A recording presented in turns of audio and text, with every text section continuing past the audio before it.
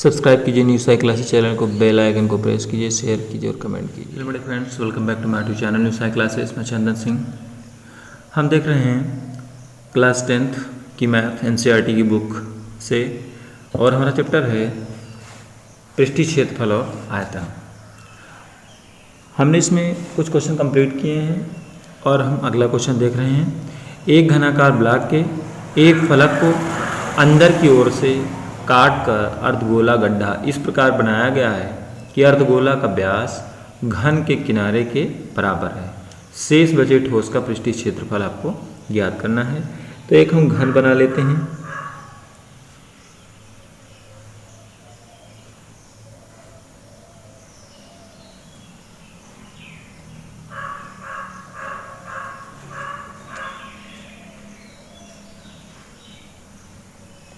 Figure कुछ ज़्यादा सही नहीं बना है और आपको अंदर काटना है। ये घन है तो आपको मैं ऐसे ही बता दे रहा हूँ, एक वर्ग बना करके कि आपका ऐसे एक भुजा पर अर्धगोला ऐसे काटना है। इस प्रकार से काट रहा है। तो कह रहा है कि शेष बचे ठोस का पृष्ठीय क्षेत्रफल ज्ञात करना है। आपने पहले सवाल में देखा कि उसमें ऊपर काट रहा था और इसमें नीचे काट रहा है, तो फार्मूला तो सेम होगा। तो हम लोग लिखें, और इसमें भुजा हमको मानना पड़ेगा। माना भुजा जो है वो आपकी हो जाएगी x सेंटीमीटर। और आपको पता है कि जो घन की भुजा होती है वो व्यास के बराबर होती है।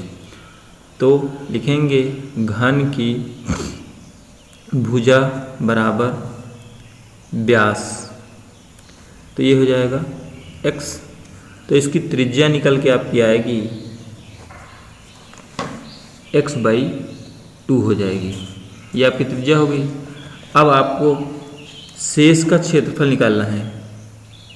शेष का क्षेत्रफल बराबर हो जाएगा घन का पृष्ठीय क्षेत्रफल प्लस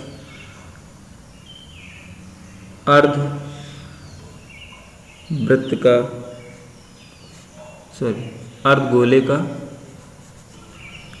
क्योंकि अर्धगोला है तो अर्धगोले का पृष्ठीय क्षेत्रफल, और माइनस हो जाएगा आधार का क्षेत्रफल, अर्धगोले के आधार का क्षेत्रफल। घन का पृष्ठीय क्षेत्रफल होता है आपका 6 भुजा का स्क्वायर प्लस अर्धगोले का हो जाएगा 2πr² माइनस का आधार का क्षेत्रफल हो जाएगा πr²। फिर इसको लिखेंगे 6 भुजा है आपकी x, तो ये हो जाएगा x² प्लस 2πr से ये निकल जाएगा तो बचा आपका πr²।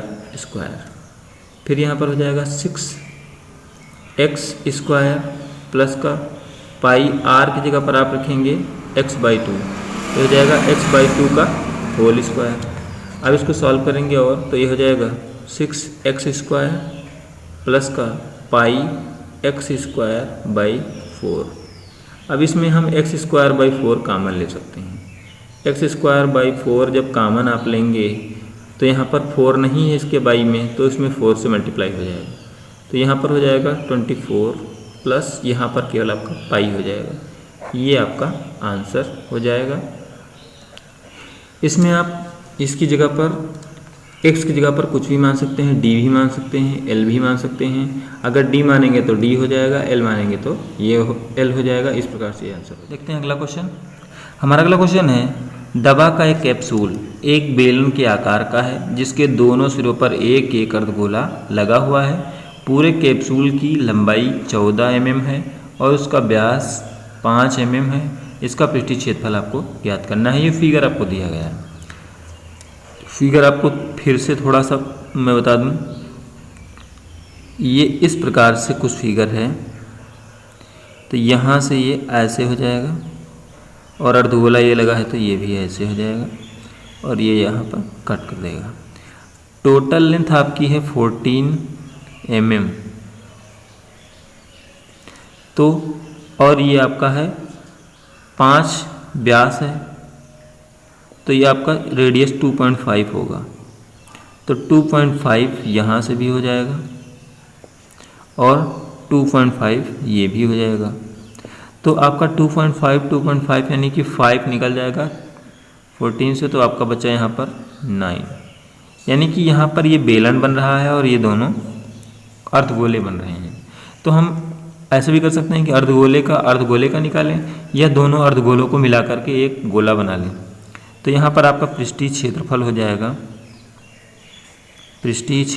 जाएगा, ये दो अर्धगोले हैं, दोनों मिलकर के गोला बन गए हैं। तो हम लिख लेंगे ऐसे ही लिखते हैं, 2 गुणे अर्ध गोले का पृष्ठीय क्षेत्रफल प्लस बेलन का पृष्ठीय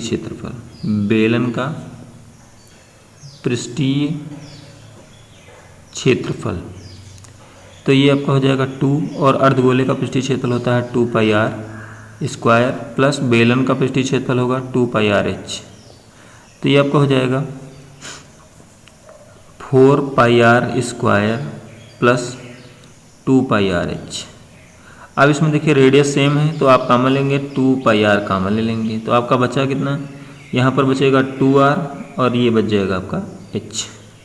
अब आपको मान रखने हैं, तो 2 पाई की वैल्यू हम रख देते हैं 22/7, 22/7 हमने रख दिया। और रेडियस जो है, व्यास 5 है तो आपकी त्रिज्या हो जाएगी 5/2, क्योंकि वो त्रिज्या जो है व्यास की आधी होती है। तो ये हो जाएगा 5/2। 2r की वैल्यू जो है आपकी है 5/2 और बेलन की ऊंचाई जो है वो है 9। अब इसको सॉल्व करते हैं, 2 से 2 कैंसिल, यहाँ पर भी 2 से 2 कैंसिल कर देंगे, ऊपर हो जाएगा आपका 110 और 22 पंचे 110/7 और ये आपको हो जाएगा 5 और 9 14, 7 दूनी 14। अब इसको गुणा कर लेंगे तो ये आपका हो जाएगा 110 दूनी 220 और इसका मात्रक जो चल रहा था mm, तो ये हो जाएगा mm स्क्वायर। ये आपका आंसर हो जाएगा। देखते हैं अगला क्वेश्चन। कोई तंबू एक बेलन के आकार का है जिस पर एक शंकु अध्यारोपित है। यदि बेलनाकार भाग की ऊंचाई और व्यास क्रमशः 2.1 और 4 मीटर है तथा शंकु की तिर्यक ऊंचाई 2.8 मीटर है, तो इस तंबू को बनाने में प्रयुक्त कैनवास का क्षेत्रफल बताओ। साथ ही 500 रुपये प्रति मीटर स्क्वायर की दर से इसमें प्रयुक्त कैनवास की लागत भी बतानी है आपको। तो सबसे पहले हम क्या करते हैं, कोई तंबू एक बेलन के आकार का है, तो आप एक बेलन बना लेते हैं। ये आपने एक बेलन बना लिया।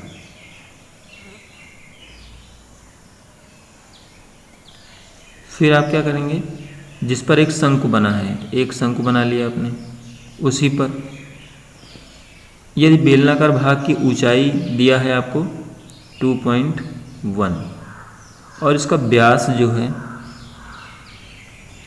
दिया गया है आपको 4 मीटर, तो त्रिज्या आपकी हो जाएगी 4/2 यानी कि 2 मीटर। तो ये त्रिज्या आपकी हो गई 2 मीटर, चाहे नीचे की त्रिज्या हो चाहे ऊपर की, दोनों। अब जैसे बेलन की त्रिज्या 2 मीटर है और उसी पर शंकु अध्यारोपित है तो त्रिज्या उसकी भी 2 मीटर होगी। फिर कह रहा है तथा शंकु की तिर्यक ऊंचाई 2.8 मीटर है, 2.8 मीटर है।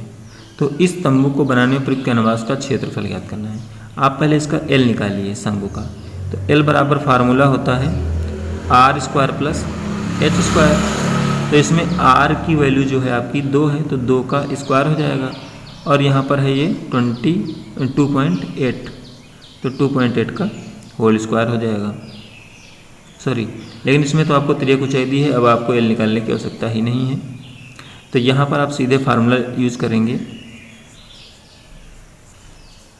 पृष्ठीय क्षेत्रफल आपको निकालना है, तो लिखेंगे कैनवास का क्षेत्रफल। कैनवास का क्षेत्रफल बराबर, इसको 1 मान लीजिए फिगर नंबर, इसको मान लीजिए 2, तो लिखेंगे A1 प्लस A2 और दोनों के पृष्ठीय क्षेत्रफल लगा देंगे। तो बेलन का पृष्ठीय क्षेत्रफल हो जाएगा 2 पाई RH और उसका होगा पाई RL। अब इसमें देखिए दोनों में कॉमन क्या है, इन दोनों में कॉमन है आपका पाई तो है ही है और R भी सेम है, तो यहाँ पर बचा 2h प्लस L।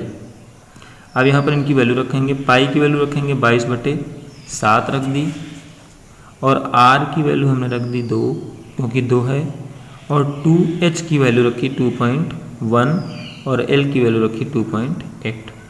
अब इसको सॉल्व करते हैं तो ये हो जाएगा 22 दूनी 44/7 गुणे, अब इसको करेंगे तो ये आपका हो जाएगा, यहाँ पर रफ करके देख लेते हैं, तो ये हो जाएगा 4.2 क्योंकि 2 1 2 2 2 4 और ये आपका है 2.8, तो हो जाएगा 8 2 10 4 2 6 1 7, यहाँ पर केवल हो जाएगा 7, 7 से 7 को काट दिया, यानी कि आपका आया 44 मीटर स्क्वायर।